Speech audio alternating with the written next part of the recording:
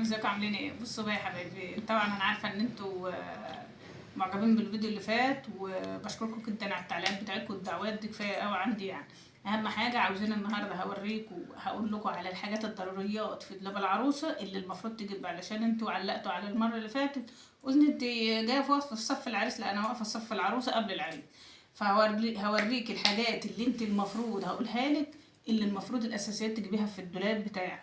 احنا هنعمل سلسلة فيديوهات عن جهاز العروسة، اللوازم بس، لان طبعا الدنيا غليت جامد وبقت اوفر. ما تقوليليش التجار اصلهم جشعين، لا التجار مش جشعين، التجار اصلا بيجيبوا الحاجة غالية.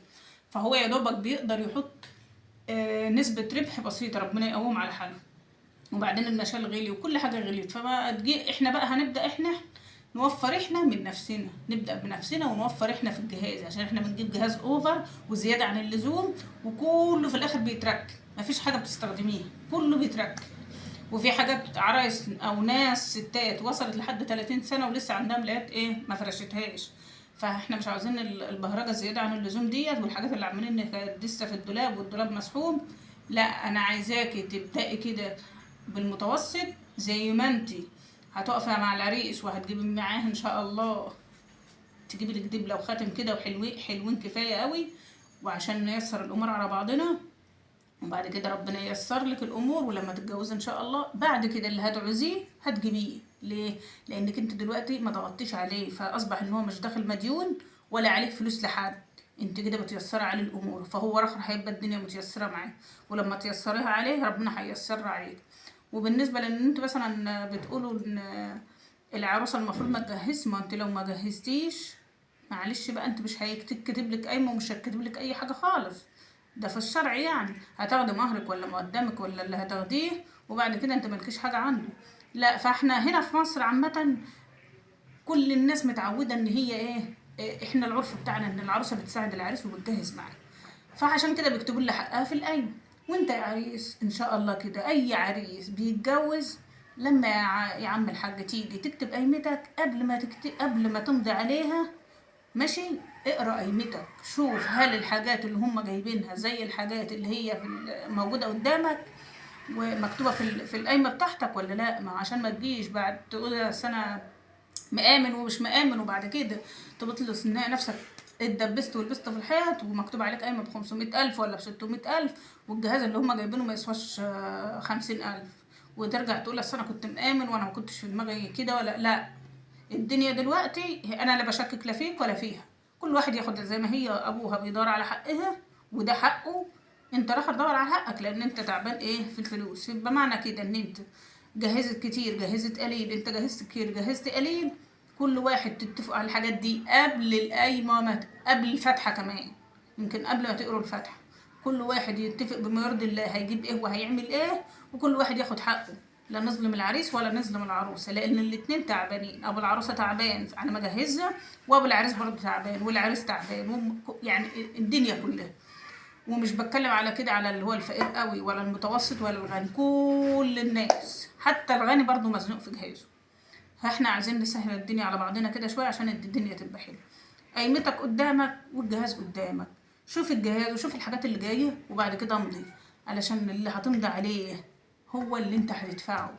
لا قدر الله لو ما حصلش نصيب وفي حصل اختلاف، غصب عنك لازم تدفع اللي مكتوب في قيمتك. ما تجيش تقول اصل انا اتضحك عليا، لا انت ما اتضحكش عليك.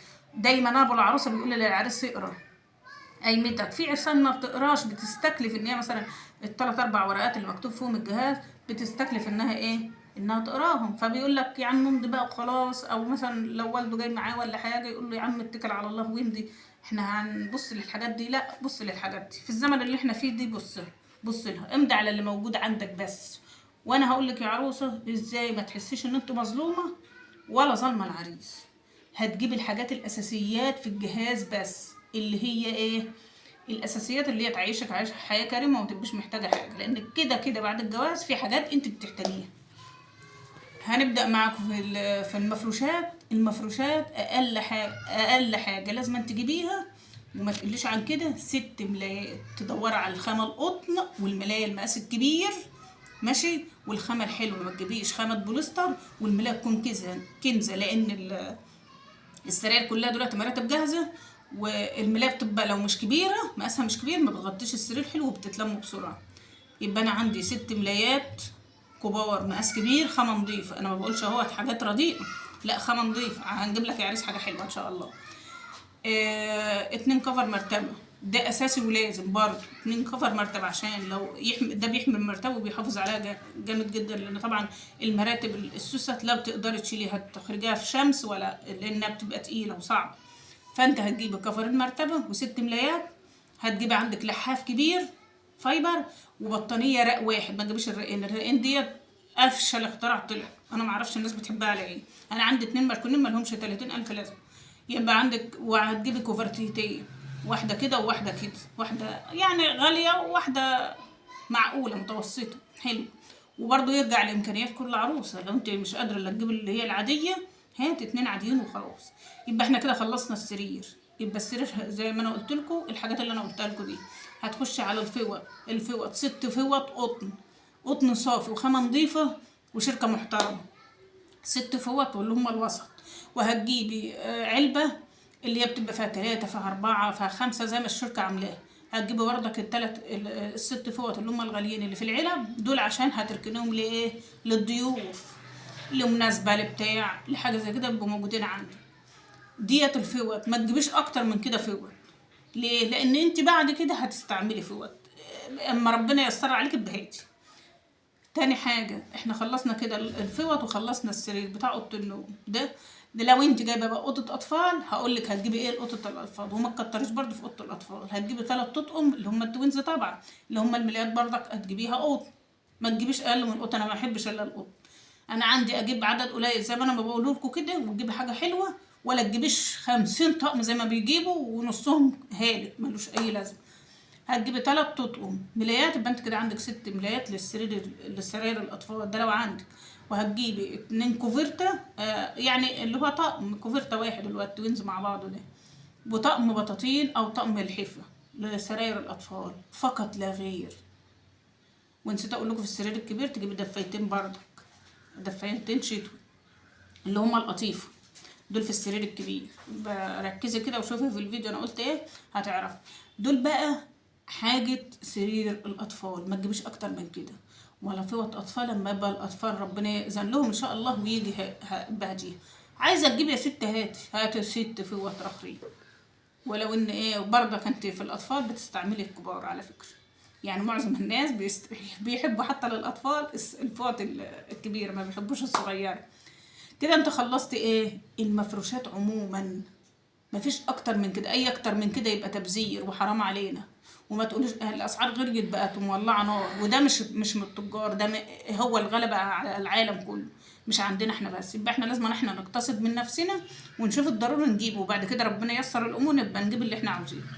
هتخش بقى على الملابس بتاعت حضرتك. الملابس بتاعت حضرتك هتخش على الشتوي. هتجيبي 6 بيجامات شتوي. 6 بيجامات شتوي. لو انت في الارياف هتجيبي 6 عبايات استقبال شتوي. طبعا بتختلف ان انت في البيت الارياف غير المدن، وكل واحد حسب طبيعة ايه اللي بيلبسه. في لبس الخروج لو انت مثلا موظفة او انت مثلا بتشتغلي او قاعدة في البيت، فلبس الخضور برضك يعني ايه. لو هتجيب عبايات بتحبي عبايات السمرة، لازم العبايتين السمر دول لازم يبقوا اساسي في الجهاز، سواء انت قاعدة في مدن او مش قاعدة في مدن. دول عبايتين السمر اقل حاجة. وترجعي تاني ان انت بتلبسي خروج ماشي، بتلبسي عبايات بس ماشي. دريسات هتجيبي لك درسين او 3. هتجيب لك كام طقم خروج مش كتير برضه، لان كل يوم الموضه بتتغير وكل يوم حاجات بتطلع حلوه. فانت ما تكتريش في لبس الخروج، وده حسب طبيعه حياتك. يعني انت شغاله ولا مش شغاله قاعده في البيت، ده حسب طبيعه كل واحد. ولبس الخروج برضه بيختلف من مكان لمكان، ومن طبيعه بني ادم لطبيعه بني ادم. يبقى كده انت خلصت لبس الخروج. طبعا اللبس الداخلي ده انا سايباه لذوقكم انتوا، لان انت كل واحد بيشوف اللي يجيب. بس المفروض ان انت ما تكتريش فيه برضه، لانك انت هتحتاجي بعدين حاجات تانية. فانتي هتجيبي الضروري الاساسي اللي يمشيكي لحد ما تتجوزي وتبقي كويسه كده والحمد لله. وبعد كده اللي انت عايزاه ابقى احتيه. ده انا بتكلم اتكلمت في اللبس اهو. ما تجيبيش اكتر من كده لبس. اللبس ما تكتريش فيه كده كده. انت كده كده هتجيبي، يعني بعد ما تتجوزي بتحتاجي تجيبي، وكله دلوقتي بيجيب بعد الجواز على طول. ما فيش حد ما بيجيبش. الصيفي برضو هتجيبي لك 12 بيجامه مشكلين بقى. في الصيفي هتجيب 12 بيجامه مشكلين، كشات بقى وشورتات وبنطلون زي ما انت عاوزه وزي ما انت بتحبي تلبسي. وهتجيبي 6 عبايات استقبال، ده لو انت مثلا في ارياف زينا. انت قاعده في مدينه عايزه تكتري تقللي، بس برضه ما تكتريش اللي هو الاوفر قوي يعني. ولبس الخروج في الصيف برضه حسب برضه ما انت متجوزه في الصيف او متجوزه في الشتاء. يعني لو انت متجوزه في الشتاء يعني ايه، هتبقي لبس الخروج ممكن تستني لما الموسم بتاعه يجي، او تجيبي كام حته بساط كده يعني. لو انت متجوزه في الصيف هتجيبي عشان تبقي لسه عروسه جديد وعاوزه تخرجي وبتاع. فانت هتجيبي برضك اللبس الصيفي برضه ما تكتريش فيه، لان كل يوم الواحد بيحب يجدد وبيحب يلبس. فانت ما تجيبيش تكنزي الدولاب بتاعك بحاجات ملهاش الف لازمه، وبعد كده ترجعي بنفسك في عبايه ولا نفسك في دريسه ولا نفسك في اي حاجه ونفسك تجيبيها بس كتير. وبرضك ممكن تكون امكانيات جوزك ما يعني مش قادره تكمل اكتر من كده. فاحنا عاوزين ايه، ندبر كده مع نفسنا.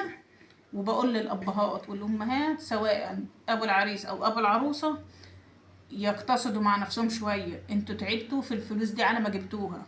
ابوكي تعبان وشقيان ونزل في عز البرد وفي عز الليل وفي عز الحر عشان يجيب لك فلوس يجهزك ويخليكي احسن واحدة في الدنيا. وعلى فكرة الفلوس والذهب اللي انتوا بتتكلموا عليه ان الذهب لازم العروسة يجي لها ذهب وهو مش هيعمل لها قيمة الا بالذهب، لا. انت مربية بنتك او ابنك، انت مربية بنتك احسن تربيه ومحترمه وبنت ناس محترمين. هو ده اللي هيخلي جوزها يصونها، مش الذهب اللي هيخليه يصونها. ممكن يجيب لها ذهب، يجيب لها كيلو ذهب، بس هو اصلا بني ادم مش كويس في طبيعته، هو طبعه مش حلو. الذهب مش هيعمل لها حاجه، مش الذهب اللي هيعمل لها قيمه. ادبها واحترامها وعلمها هو ده اللي هيعمل لها قيمه. فاحنا عاوزين نقتصد كده ونبص لنفسنا ونبص للعيشه الغاليه. والتجار مشكورين بصراحه. انا عن نفسي ما قابلتش تجار جشعين. انا لحد دلوقتي كل التجار على الاقل اللي في بلدنا واللي في اللي جنبنا بياخدوا مكسبهم بما يرضي الله. ما هو لازم يكسب برضه، معلش. هو ما طفلش وقاعد في المحل وبيروح يجيب بضاعه وبيشيل ويحط عشان في الاخر هيجي. اكيد مش هيجي يديك الحاجه زي ما هو جايبها يعني، اكيد هيكسب، بس هيكسب اللي هو شايفه مناسب ليه. اما لو انت شايفاه ان هو اوفر قوي وسالت في المحلات ولقيتيه غالي زياده عن اللزوم، روحي للارخص، ده من مصلحتك انت. انما التجار هنا، وانا عارفه تجار هنا في البلد محترمه جدا وبياخدوا بما يرضي الله وبيتاجروا بما يرضي الله وناس عارفه ربنا. انما ما انت بقى رايحه تشتري جهاز غالي اوفر وجايبه حاجات عماله تركني عشان تعد العربيات وهي ماشيه، وتشوفي مين اللي جاب ايه ومين اللي ما جابش، وانا جبت احسن من الناس وانا فلانه جابت احسن مني. محدش هيديكي جنيه، محدش هيديكي جنيه. وهقول لك على معلومه، لو انت حاطه مبلغ معين، رينج معين ليك لبنتك بقى مثلا في الجهاز، حاطه 100 200 500 زي ما تحطي، مش لازم كلهم يتصرفوا على الجهاز، لان في الاخر الحاجات دي كلها بتتركن وما بتستعملش. في نص الحاجات ما بتستعملش. يبقى انت جهزي نص المبلغ اللي انت حاطاه في دماغك لبنتك، والنص التاني حطي لها دفتر في البوسطه. بعد ما تتجوز ربنا اذن لها نفسها في حاجه، عايزه تعمل حاجه، تبقى فلوس تخصها هي، ما تخصش اي حد، لا بتاعت ابوها ولا بتاعت اخوها ولا بتاعت جوزها. حاجه دي بقى فعلا اللي هينفع. عارفه كل الناس، كل العرايس اللي جهزوا بفطره وكانوا بيجيبوا يقول لك لا لا انا هجيب يعني ما بقاش اقل من حد. بعد سنه وبعد 2 من الجهاز بيقول لك انا لو كانت معايا الفلوس ديت وكان نفسها في حاجه ولا كده، بتقول لك انا لو كان الفلوس دي كانت معايا كان زمان جبت حاجه ولا عملت كذا. انما هي حاجات متركنه، اصل انت مش الهدوم اللي اتركنت عندك اللي مش هتستعمل مش هتبيعيها، ولا الملايات اللي متركنه دي كلها، ولا الفوط اللي انت مش عارفه ترصها في الدولاب مش هتبيعيها. اهي متركنه الحين بقى ما تبقى تستعمل ان شاء الله بعد 50 60 سنه. يعني ولادك هييجوا وولاد ولادك هييجوا ياخدوا الحاجات بتاعتك وانت لسه حاجتك موجوده. ده لسه في ناس متجوزين بقالهم 30 سنه عندهم المفارش بتاعتهم يا ناس. ارحموا نفسكم شويه. ايه يعني لما تجيبي 6 ملايات؟ مالهم 6 ملايات؟ مالهم 6 ملايات؟ هتغيري الملايه يوم ويوم؟ هيبقى عندك 12 يوم اهو، 12 ملايه، وانت لازم يبقى عندك صف متركن وتروحي تجيبي واحده بالشيء الفلاني تيجي تفرش لك الشقه انما لما تبقى جايبه حاجات قليله انت هتفرشيها انت وامك واخواتك وخلاص. مش لازم تجيبي العتبه كلها تحطها في الشقه، وفي الاخر ما فيش عرايس بتوري حد. الناس خايفه من الحسد، خايفه من الحسد. وانت ما انت جايبه الجهاز ليه؟ انت جايبه الجهاز ده كله عشان انت كده كده مش هتوري حد. طب خلاص، ما يلزمكش بقى حد يشوف كتير ولا قليل، ومش لازم تعد العربيات وهي رايحه وهي جايه. فارحم ابوك وامك، ارحم ابوك وامك، علشان ابوك ما يبقاش مديون ومخنوق من هنا، وانت هتروحي في بيت جوزك ربنا يسهل لك طريقك، وهو هيبقى قاعد ربنا العالم بيه عمال يسد ان كان جايب بالقسط ولا جايب كاش ولا عامل جمعيه ومخنوق من هنا عشان يجهزك. انت ليه ما تراعيش ابوكي وتراعي امك؟ على فكره انا ان شاء الله هعمل لكم فيديو لايه بقى. هعمل لكم فيديو للمطبخ، ضروريات المطبخ برضو، وبقيه الحاجات الاجهزه الكهربائيه ده هعمل لها فيديو لوحده، والادوات المنزليه. فانا عايزاكم بقى تشوفوا الفيديوهات دي، واللي عاوز ياخد بكلامي على عيني وراسي من فوق، واللي مش عاوز ياخد بكلامي برضو على عيني وراسي من فوق. دي حاجه ترجع لكل حد. انت لما توفري لنفسك بتوفري لك، ما بتوفروش ليه. والفكره بتاعت الفلوس اللي هي لو انت مقتدره دي وهتقدري تجهزي بنتك من غير ما يكون عليكي ديون وتعملي لها دفتر، والله العظيم لا ينفعها جامد وهتدعي لك بعد كده. فكروا في المواضيع دي يا جماعه والله، وما تقوليش انا زي فلان وزي علان، وما تبصيش بقى لان انا قلت الملايات وعدد الملايات. خلي بالكم في حاجات جانبيه كمان، انا ما تقاليش دي انت بتجيبيها هتصرف منك فلوس. هي الحكايه مش حاجات مليتين وخلاص. استنوني في فيديو تاني في بقيه حاجات المطبخ. يلا سلام.